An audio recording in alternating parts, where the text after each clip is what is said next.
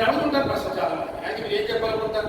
ఏ సార్ను అవును కాదు ఏమైంది ప్రశ్న మాట్లాడేది. మహిళలు ఏంటంటే మీరంతా దేశ సరుకులు, దుర్గా సరుకులు, దుర్గా చూసి భయపడతారు లేదా? దుర్గా చూసి భయపడతారు. త్రిశూలము కదా సింహం మీద కూర్చుంటుంది, శేషం పట్టుకుని చూసి దూరాలంటే భయపడతారు. దీనికి మీరు దూరాలంటే భయపడాలా? మీరు దుర్గా సరుకులు, శక్తి సరుకులు, మీకు అపార శక్తి ఉంది మీలో, మీకు అపార శక్తి ఉంది. మేము చూసే చెడ్డబడి భయపడాలి, పరవాయు వ్రతాలు కదా, మరి అంత శక్తి మీలో ఉంది. కాబట్టి మనం ఆలోచించగలగాలి, మనం చేయగలగాలి, మనం ఎందుకు చదువుతున్నాము, దేని కోసం చదువుతున్నాము అనే ఆలోచన ఉంటే మీరంతా బస్ స్టాండ్కి వెళ్తారు. బస్ స్టాండ్కి ఏం వెళ్తాము? బస్ కోసం కదా, ప్లాట్ఫామ్ బస్ కోసం వెళ్తాం, ప్లాట్ఫామ్ బస్ వస్తుంది, మన వారి కోసం బస్ వస్తుంది. బస్ రాగానే అది ఖాళీ బస్ ఎక్కుతా ఉన్నాయి, నువ్వు బస్ ఎక్కుతాము వచ్చి కదా బస్ స్టాండ్, మరి ఎక్కుతావా? ఎక్కుతావా? ఎక్కవా? అందరూ ఎక్కుతావా?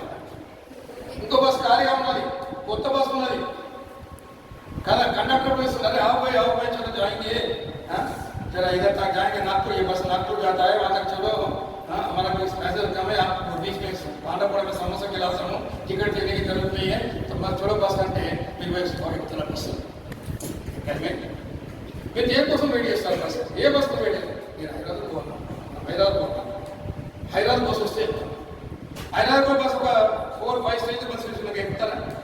4 స్టేజ్ బస్సు ఎక్కుతాం కదా, 2 స్టాప్ బస్ ఎక్కుతాం. లేదా ఇంకా మీలాంటి కొంత అమ్మాయిలు అనుకోండి, నాన్ స్టాప్ బస్ ఎక్కుతాం.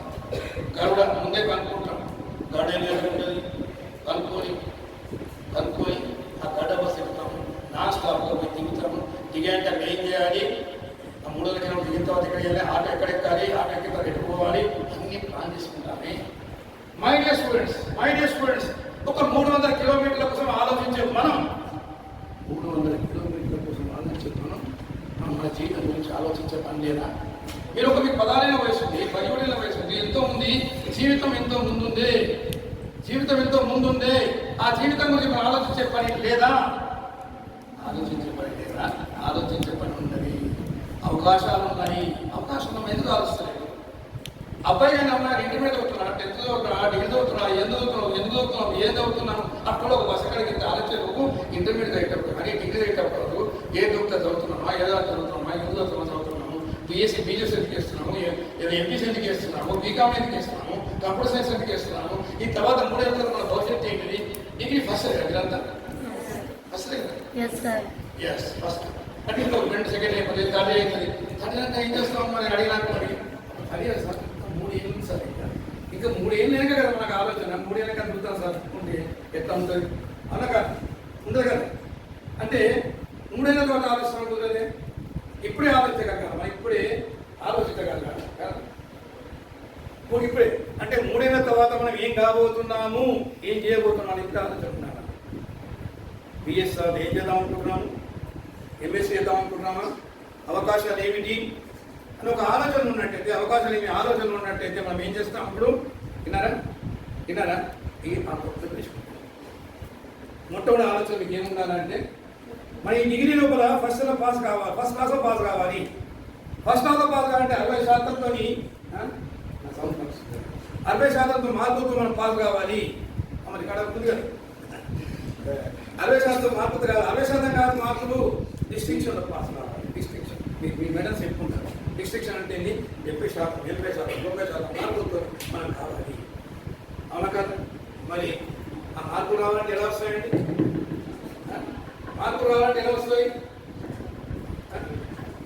వేరే అడగండి, మార్కులు రావాలంటే ఎలా వస్తాయి చెప్పి అడగండి. అంటే ఏం చెప్తారంటే మార్కులు అబ్బాయి చెప్పైతే మంచిగా ఏం లేదు, ఇంకా ఎంజాయ్ చేద్దాం, మస్తు ఎంజాయ్ చేద్దాం, ఎగ్జామ్స్ చూసుకుందాం, 2-4 సీట్లు గైడ్ కొనుక్కుందాం, టెస్ట్ కొనుక్కుందాం, సీట్ కొనుక్కుందాం, అన్నిటి చూసి నగలు కొట్టి పాస్ అయిపోతుంది. ఇది ఈరోజు సగటు విద్యార్థి యొక్క ఆలోచన. ఎంత అన్యాయము. కాలేజీకి వచ్చి కాలేజీ కొట్టేసి చదువు చెప్పిన ఆ మేడం చెప్తుంటే ఆ పాటలు వినకుండా నగలు కొడదాము, నగలు కొట్టి పాస్ అవుతాము. నగలు పెట్టి పాస్ అవ్వడం ఎందుకమ్మా? కారణం మీరు నిజంగా పాస్ కావాలంటే నాలాంటి వాడు నా కాలేజీలో కాలేజీ చదువుతాం. మీరంతా నేను చెప్పుకుంటాము పిల్లలు, మీరంతా కాలేజ్ పాస్ కావాలన్నా పాస్ చేపిస్తారు, నగలు కొట్టి పాస్ చేపిస్తారు. ఏమైతే సర్టిఫికేట్ ఏమొస్తామో డిగ్రీ సర్టిఫికేట్ కొని దాన్ని మంచిగా ఒక 100-200 రూపాయలు పెట్టి ఫ్రేమ్ కట్టించుకొని గోడ పెట్టుకోవాలి. గోడ పెట్టుకోవడం మనకు వస్తుంది సర్టిఫికేట్. డిగ్రీ ఉద్యోగం దొరుకుతుందా? డిగ్రీ సర్టిఫికేట్ ఉద్యోగం దొరకదు అమ్మా. సర్టిఫికేట్తో ఉద్యోగం దొరకదు. ఎగ్జామ్స్ రాయాల్సింది, నాలెడ్జ్ ఉండాల్సింది, రైటింగ్ స్కిల్స్ ఉండాల్సింది, రకరకాల నాలెడ్జ్ ఉంటాయి. ప్రతి ఉద్యోగం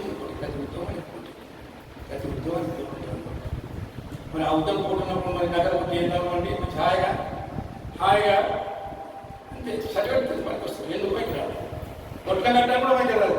సర్టిఫికేట్ గట్టి ఉంటుంది కాబట్టి అందుకే మనం ఏం చేయాలా? సార్ వచ్చి వినండి వినండి అని రాలేనా? అది ఎప్పుడే పెట్టింది మనకు ఉండాలి. మనకు పాఠం చెప్పి వినడం, మైండ్స్ రాసుకోవడం, రేపు పాఠాన్ని ఏ పాఠం వస్తుంది ఏ రోజు అనుకోవడం, ఆ పాఠం ముందు చదువుకోవడం, నోట్స్ రాసుకోవడం, ఒక రెఫరెన్స్ బుక్స్ పెట్టుకోవడం, నోట్స్ మనం ఈ మేడం ఆ మేడం సార్ చెప్పిన పాఠం నోట్స్ పాడగా ఇంకొక రెఫరెన్స్ బుక్ తీసుకొని అర్థంగా నోట్స్ యాడ్ చేసుకోవడం, మన ఓన్ నోట్స్ యాడ్ చేసుకోవడం, రాత్రి చదువుకోవడం, టైం టేబుల్ పెట్టుకోవడము, రైటింగ్ ప్రాక్టీస్ చేసినట్లయితే మనకు ప్రాక్టీస్ చేయాలి. అట్లా ప్రాక్టీస్ చేయాలి. తెల్లారి ఏం చెప్తారనుకో చదువుకుని రావాలి. ప్రతి వారం చదువుకోవాలి. ఎగ్జామ్ 10 రోజులు పెట్టారంటే 10 రోజులు ఎగ్జామ్ పెట్టమంటే పెట్టేయాలి. ఒకనాడు సార్ మేడం వచ్చేసి ఇవాళ ఎగ్జామ్ పెట్టాలి సార్ మేడం పెట్టండి 100% అటెండెన్స్ ఉండాలి. నేను చూస్తున్న ఎగ్జామ్ పెడితే సార్ ఇవాళ ఎవరు రాలేదు సార్ ఇవాళ ఎగ్జామ్ పెడితే ఎగ్జామ్ ఎప్పుడు ఏం రాదండి. ఎగ్జామ్ రాయాల్సిందే. రాని 10 మార్కులు రాని తప్పలేదు, 20 మార్కులు రాని తప్పలేదు, 0 మార్కులు తప్పలేదు. ఇవాళ 10 వస్తాయి, 20 వస్తాయి, 30 వస్తాయి, 40, 70, 80 రాస్తూ పోతుంది వస్తాయి మార్కులు. పరీక్ష పెట్టుకున్నాను కదా, పరీక్ష కోసం పోటీ పడాలి, ఆడాలి, పరీక్షకు పెట్టుకున్నాను, నాకు ప్రిపరేషన్ కావాలా, స్వచ్ఛంగా ఆనందంగా రాయాలి. ఏదో మనం చదువుతున్నాం, మన కోసం చదువుతున్నాం, మన అన్నం కోసం చదువుతున్నాం. ఎల్కేజీ పిల్లలు పట్టుకొని తల్లి పట్టుకొని చూసుకుంటే తల్లి పట్టుకొని పూర్ణంగా ఏడుస్తుంటారు. మనకు ముందుకుపోతున్నారు, మన తక్కుపోతుంది, వాళ్ళు ఓరే మనకి భయం మన స్కూల్ ఏంటి ఏం భయం అమ్మ మీకు వేరే స్కూల్ కాలేజ్ ఎందుకు కోరుకున్నాము, కాలేజ్ క్లాస్ ఎందుకు పోతలేము, ఎందుకు నోట్స్ రాసుకోవట్లేము, ఎందుకు రాత్రిలో అవుతలేము, ఎగ్జామ్స్ ఎందుకు రాయడం లేదు, ఎంత ఆనందంగా ఉండాలి చదివితే, ఎంత ఆనందంగా ఉండాలి చదివితే ఆనందం వస్తుంది. ఆనందం ఎందుకు వస్తుంది? తింటే రాదు ఆనందం, తాగితే రాదు ఆనందం, తిరిగితే రాదు ఆనందం. ఆనందం అనేది మన సమకల్పన, మన మైండ్లో ఉంటుంది, మన హృదయంలో ఉంటుంది. మనం చక్కగా చదివితే పాట వినట్టు రాసుకున్నట్టు ఎగ్జామ్ రాసుకుంటే మార్కులు వస్తే ఎంత ఆనందం ఉంటుంది చూడండి. కష్టపడితే మార్కులు వస్తుంది ఎంత ఆనందంగా ఉంటుంది, మనకు ఆనందంగా ఉంటుంది. నగరపోతే ఆనందం రాదు.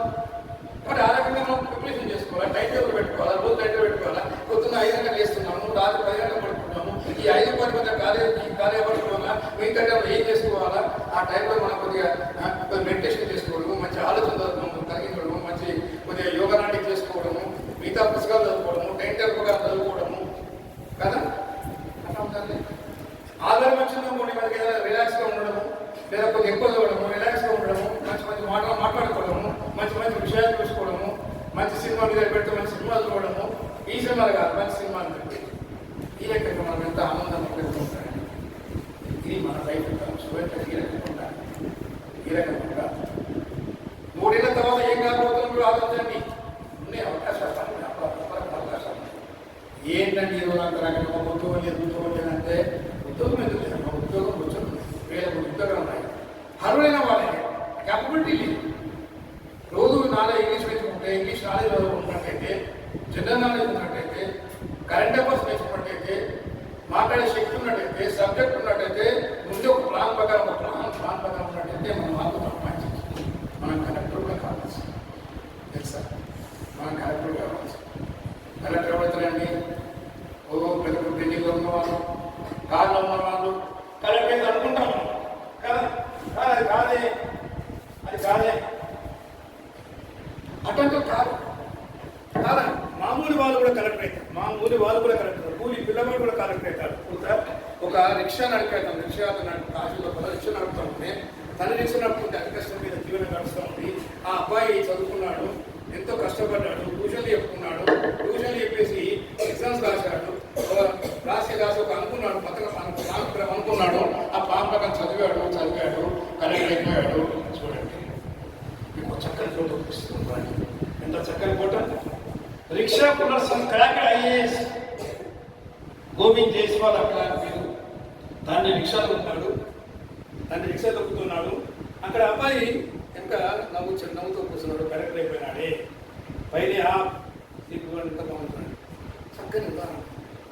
ఎవరు పోయినారు? ఎవరు అంటే ఇక్కడ అర్థమైందంటే ఇక్కడ ఏమర్థమైందంటే ఎవరన్నా పైకి రావచ్చు, ఎవరన్నా ఏమన్నా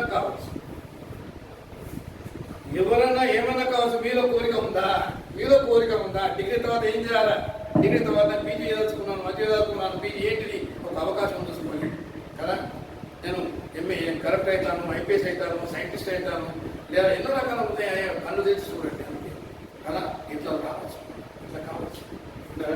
కాబట్టి డిగ్రీ తర్వాత పీజీ చేద్దామా, పిహెచ్డీ చేద్దామా, డాక్టరేట్ చేద్దామా, లేకపోతే టీచర్ చేద్దామా, లెక్చరర్ చేద్దామా, కానిస్టేబుల్ చేద్దామా, ఐఏఎస్ చేద్దామా, ఐపీఎస్ చేద్దామా, సాఫ్ట్వేర్ ఉద్యమం చేద్దామా, ఇన్ని అవకాశాలు. గ్రూప్ 1, గ్రూప్ 3, గ్రూప్ 4, డిఎడ్ చేద్దామా, ఏమైనా ఏదైనా కావాల్సి అమ్మాయి. ఎస్, ఐఎమ్ గివింగ్ కావాల్సి గోపాలంటే ప్రిన్సిపల్ అట్లాంటి మేడర్స్ ఉన్నారు. మీకు అపారమైన శక్తిని, మీకు అపారమైన నాలెడ్జ్ వీళ్ళంతా మేమంతా ఉంటాం. మీరు ఏమన్నా కావాల్సి ఇంతకుముందు వస్తు చెప్పాను. నేను చెప్పాను మీరు ఏమన్నా కావచ్చు అనుకోవడం మీ వస్తుంది. స్వామి గారు అంటాడు, స్వామి గారు ఏమంటాడు? మీరు ముందు అనుకోండి, అదే కాదు. మీకు ఏదనుకుంటారు అయితే స్వామి గారు అంటాడు. You are the vision of your life, you are the creator of your own destiny అంటాడు స్వామి గారు అంటారు. మన భవిష్యత్తుకు మనమే మార్గదర్శకులు, మన భవిష్యత్తుకు మనమే రూపకర్తలు. మనం అనుకోవాలి, ఆలోచన రావాలి. మీరు ఆ కోరిక ఉందా? మీరు ఆ టాలెంట్ ఉందా? ఆ అవకాశాలు ఉన్నాయా? అవి అనుకుంటే అంతే. మనం ఇష్టపడితే ఏదో సాధించవచ్చు. చూడండి, ఎంత ఇష్టం ఉంటుందో తప్ప కింద కూర్చోబెడితే కూడా ఎంత ఇబ్బంది కావాలి, ఎంత ఆనందంగా కనబడుతుంది. ఎందుకంటే మీరు వినాలని తప్పను. కింద కూర్చున్నారు కదా, కష్టపడుతున్నాం. ఎందుకు? మీరు ఒక కోరిక నేర్చుకోవాలని. కాబట్టి ఆ యొక్క ఇష్టం ఉన్నట్టయితే మీరు ఏమైనా కావచ్చు.